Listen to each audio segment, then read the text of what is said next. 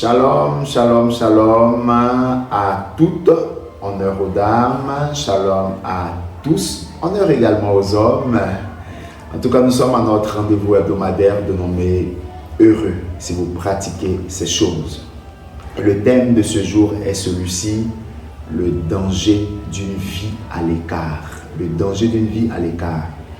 Dans un monde où de plus en plus nous avons tendance à nous replier sur nous-mêmes, à ne plus avoir des relations avec le monde extérieur, sinon juste des relations d'affaires professionnelles, où de plus en plus chacun vit en autarcie et nous imitons des pratiques qui nous viennent certainement de sociétés où tu ne sais même plus le nom de ton voisin et de ton vis-à-vis.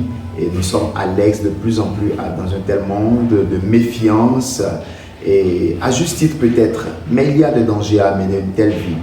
Nous allons aller dans la parole de Dieu, dans le livre de Juges, le chapitre 18.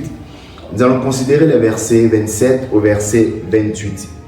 Ils enlevaient ainsi ce qu'avait fait Mika et emmenaient le prêtre qui était à son service. Ils tombaient sur Laïs, sur un peuple tranquille et en sécurité, et le passaient au fil de l'épée et ils brûlèrent la ville. Verset 28. Personne ne la délivra. La délivra, c'est une ville. Dans cette ville tranquille, personne ne la délivra car elle était éloignée de Sidon et ses habitants n'avaient pas de liaison avec d'autres hommes.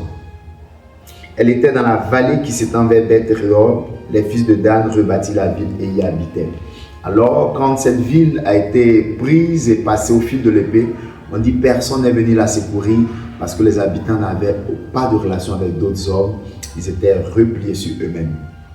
Voyez-vous, au-delà de ce que l'autre peut être pour moi un appui matériel et financier, parce que se fondant sur cet aspect-là, on dit tant que je me suffis, je n'ai pas besoin de quelqu'un d'autre.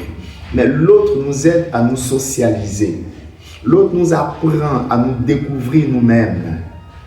L'autre me permet, n'est-ce pas, de pouvoir vivre, me découvrir et m'épanouir en tant qu'être humain. C'est à partir de l'autre que je vais apprendre la tolérance. C'est l'autre qui va m'instruire et me dire la valeur du partage, la valeur du pardon quand il va m'offenser. L'autre va m'aider moi-même, mon prochain, à pouvoir me surpasser, à pouvoir dépasser mes limites. Prenez quelqu'un qui, toute sa vie, a mangé toute seule, sans partager ses repas avec quelqu'un. Voyez-vous, sa manière de manger, n'est-ce pas, diffère. Parce qu'il n'a jamais tenu compte de l'autre en mangeant dans le même plat.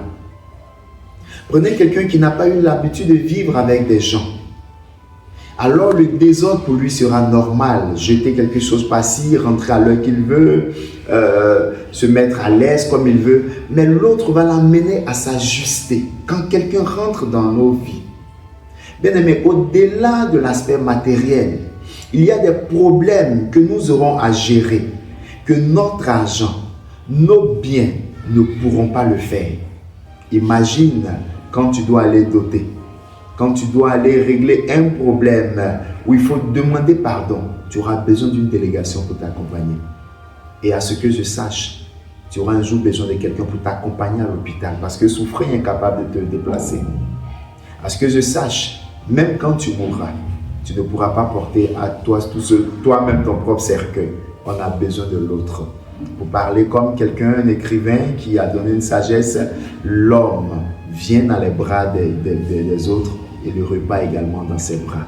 Bien-aimés, quelle que soit l'évolution et l'abondance de biens que nous pourrons avoir, qu'il ne nous vienne jamais à l'esprit de penser que nous n'avons pas besoin des autres. L'autre est important. Il nous aide, encore comme nous le disons, à pouvoir socialiser, apprendre à tolérer, nous apprend à pardonner, nous apprend le partage, parce que je ne partagerai qu'avec l'autre. Je ne tolérerai que les écarts des autres. Je ne pardonnerai que les offenses des autres. Et quand je ne suis pas au contact des autres, je suis un sauvage, je suis un abruti, je suis au stade rugueux. L'autre vient me polir, l'autre vient me parfaire, l'autre vient m'aider à me découvrir et à me socialiser. Le danger d'une vie à l'écart, c'était heureux si vous pratiquez ces choses. Votre serviteur, le pasteur Guillaume Cochebout. À la semaine prochaine par la grâce de Dieu.